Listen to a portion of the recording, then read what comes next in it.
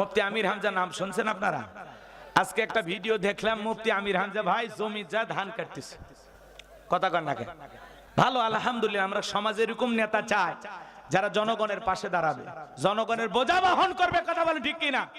জনগণের ধান কেটে জনগণের ঘরে পৌঁছায় দিবে, এরকম আদর্শ নেতা দরকার আছে না? না। কিন্তু মুফতি আমির হামজা ভাইকে বলতে চাই, আপনি যে কাজ করেছেন ধন্যবাদ জানাই আপনার, কিন্তু এই কাজ যদি আবার হাস্যকরের বিষয়ে পরিণত হয়, কারণ এর আগেও দেখেছেন বিভিন্ন দলের লোকেরা এরকম ধান কেটে উদ্বোধন কইরা সমালোচনার জন্ম দিত। কথা কন নাকি আপনার? হয়েছে না ভাই? হয়েছে না? বিভিন্ন দলের লোকেরা ধান কাটে, কিসের ধান কাটবে? আগে যারা ধান কাটতে গেছে ওরা অর্ধেক ধান জমিতে ফেলে দিছে। কথা কন ঠিক কিনা? তো এগুলো ধান কাটার কিছু ভিডিও আমরা আগে দেখেছি, বিভিন্ন দলের বড় বড় নেতারা যায়া ধান কাটার ভিডিও সোশ্যাল মিডিয়াতে পোস্ট করতো। তা আমরা বলতে চাই, আমির হামজা ভাই ধান কাটতেছেন, কে যেন একটা গোপনে ভিডিও করিয়া সোশ্যাল মিডিয়াতে ছাড়ছে। তো এটা নিয়ে অনেকে প্রশংসা করতেছেন, অনেকে আবার বিরূপ মন্তব্য করতেছেন যে আসলে এই ভিডিওটা উনি কাজ করলেও সোশ্যাল মিডিয়ায় ছাড়াটা ঠিক হয়নি। কারণ এই যে দৃশ্যগুলো আমরা আগেও দেখছি, তো বিএনপির ভাইরা করছে, আওয়ামী লীগের ভাইরা করছে, অনেক দলের লোকেরা করছে না? তো একই কাম যদি আমি হুজুরও করি আর করছি ভালো কথা, সেটা ভিডিও করে ছাড়া যাবে না। কথা কন না কেন? এটা গোপনে হয়ে গেছে। তো যাই হোক, আমির হামজা ভাইকে নিয়ে অনেক সমালোচনা আছে, মানুষ সমালোচনা করবেই, কারণ আলেমেরা নেতৃত্ব দেখ এটা অনেকে চাচ্ছে না। কথা বলেন না কেন? ইনশাআল্লাহ আল্লাহ যদি চায়, সম্মানের দেওয়ার মালিককে বলেন না ভাই? অত ইজ্জু মাংতাশা ওয়া তুযিল্লু মাংতাশা, সম্মান দেওয়ার মালিককে আল্লাহ। এই জন্য ভাই ধান কেটেছেন, সোশ্যাল মিডিয়াতে ভিডিওটা ছাড়ার কারণে অনেকে প্রশংসা করতেছেন, দোয়া করতেছেন। সমাজের যারা আদর্শ নেতা হবে এরা জনগণের দুঃখ দুর্দশা দূর করে দেবে, জনগণের বিপদে পাশে দাঁড়াবে। কথা বলে ঠিক কিনা? একটা গরিব অসহায় মহিলা জমিতে ধান লাগাইছে, কেউ নাই কাজ করে দেওয়ার মতো। আমি নেতা যদি হই, চেয়ারম্যান মেম্বার যদি হই, সমাজের নেতা হই, আমার দেহে যদি শক্তি থাকে, আমার উচিত কি ওই মহিলার পাশে দাঁড়ানো। কথা বলে না কেন? যেহেতু দুনিয়াতে তার কেউ নাই। হযরত আবু বকরের ইতিহাস আপনারা শুনেছেন, ওমরের ইতিহাস শুনেছেন, তারা কি করেছেন? হযরত আবু বকর এক বৃদ্ধ নারীর টোকলা তার ঘর পর্যন্ত পৌঁছায় দিয়েছেন। আল্লাহু আকবার বলেন। মহিলাকে জিজ্ঞাসা করলেন, মা আপনার দিনকাল কিভাবে যায়? বলে মানুষের কাছে যা চাই, মানুষ একটু সহযোগিতা করে, এটা দিয়ে দিনকাল যায়। বলে দুনিয়াতে আপনার কি আছে? কয় স্বামী নাই, সন্তান নাই, আল্লাহ ছাড়া এই অভাগীর দুনিয়াতে দেখার কেউ নাই। সিদ্দিক আকবর, ইসলামের 1 নাম্বার খলিফা হযরত আবু বকর সিদ্দিক রাদিয়াল্লাহু তাআলা বলেন, মা আজ থেকে আমি আপনার দায়িত্ব নিলাম, দুনিয়ার কারো কাছে আর হাত পাততে হবে না, 3 বেলা আমি আপনার ঘরে খাবার পৌঁছায় দেব। আল্লাহু আকবার। এরকম নেতা আমাদের দরকার আছে না? নাই? তো চলুন আমরা সামনের দিকে যে আলোচনা যে বিষয় নিয়ে করছিলাম, বাজান কষ্ট হচ্ছে আমার ভাইয়েরা,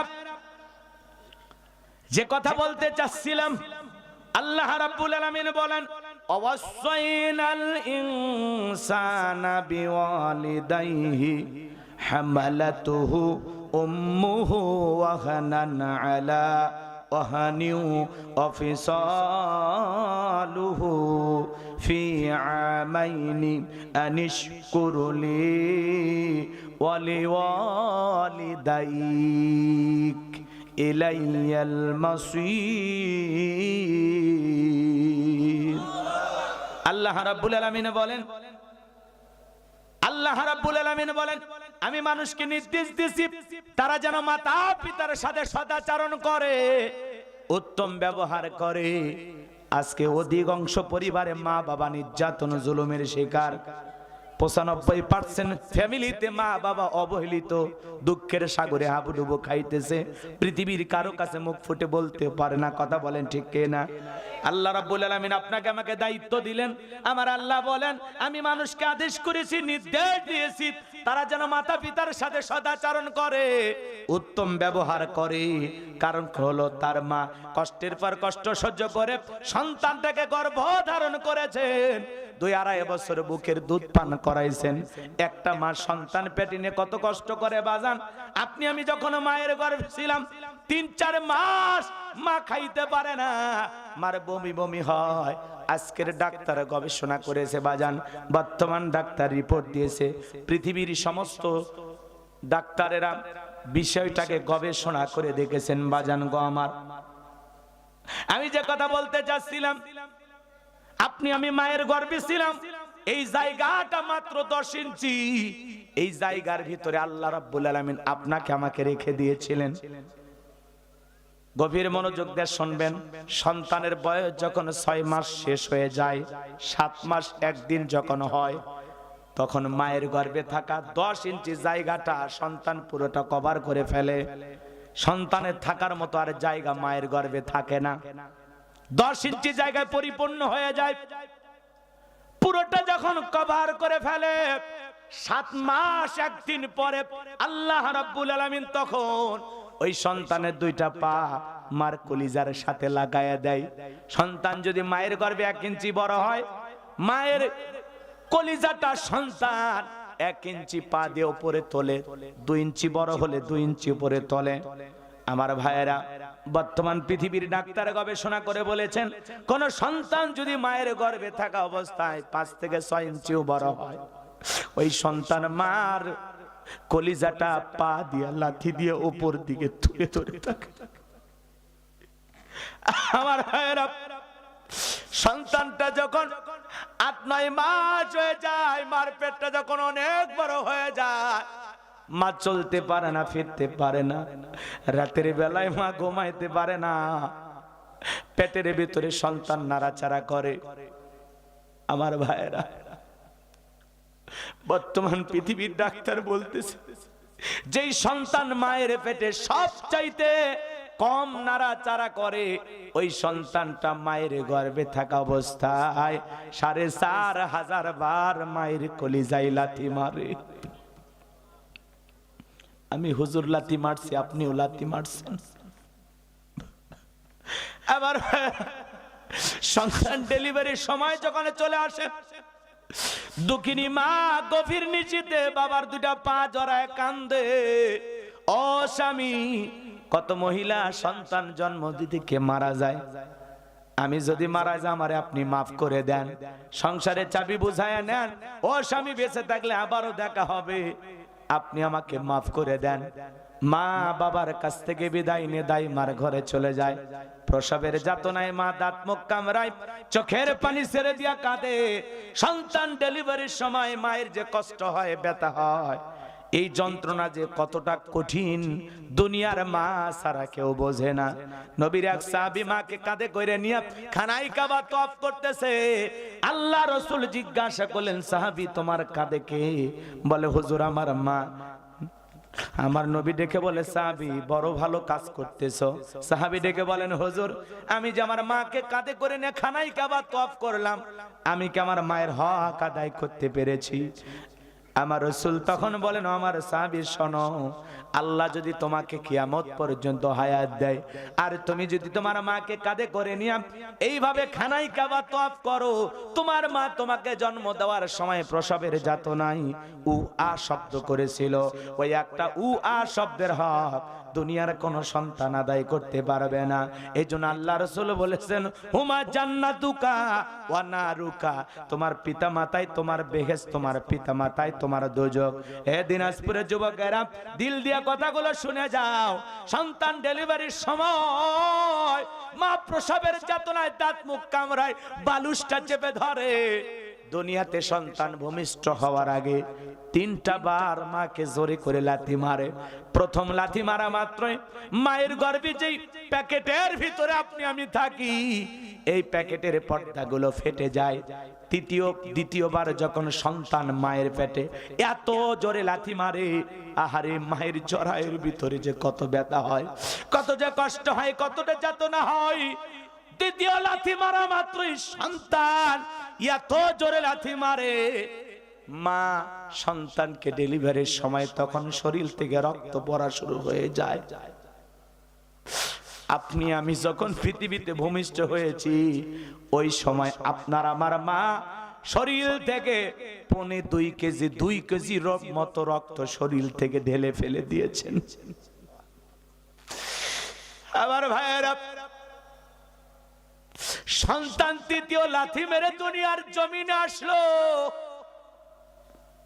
এত জোরে মার কলিজায় ব্যথা লাগে, মা আর সহ্য করতে পারে না, চিৎকার চিৎকার মেরে মা জ্ঞান হারায় ফেলে।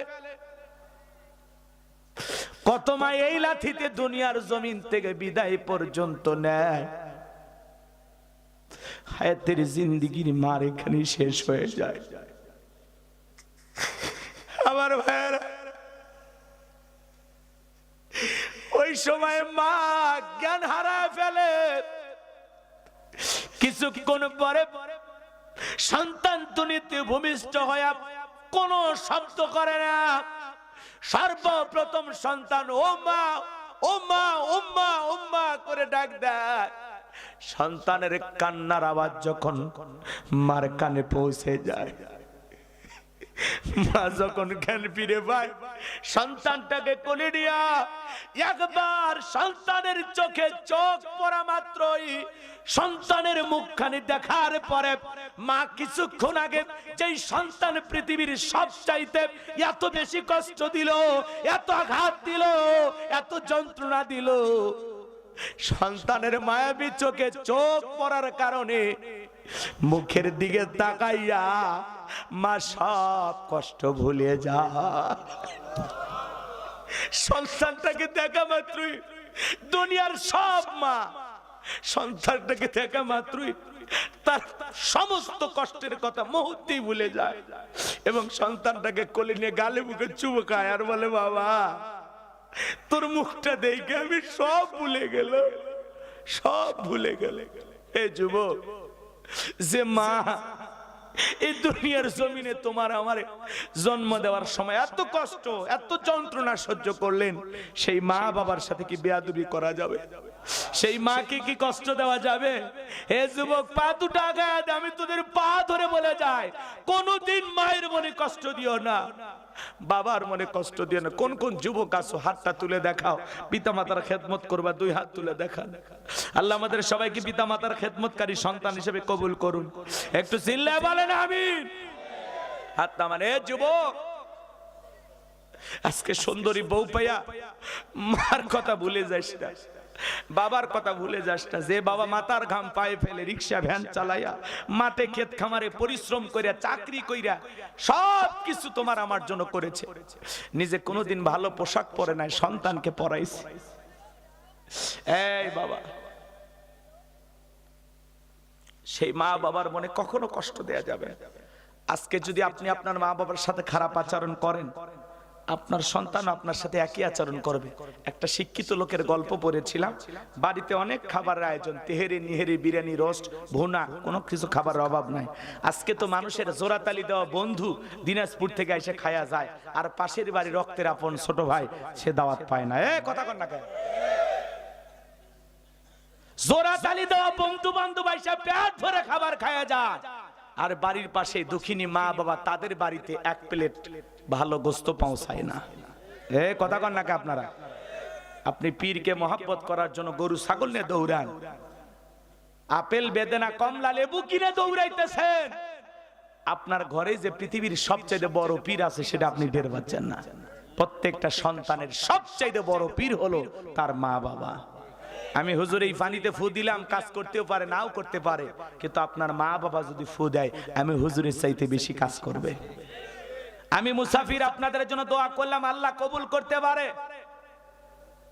এলাকার মসজিদের ইমাম দোয়া করলো, কবুল হইতেও পারে নাও হইতে পারে, কিন্তু আপনার মা বাবা সন্তানের জন্য যদি কোনো মা বাবা দোয়া করে, বন্দুকের গুলি মিস হবে কিন্তু মা বাবার দোয়া মিস হবে না। মা বাবা আপনার জন্য দোয়া করতে দেরি, ওই দোয়া আরশে আজিমে পৌঁছাইতে দেরি হবে না। আল্লাহু আকবার।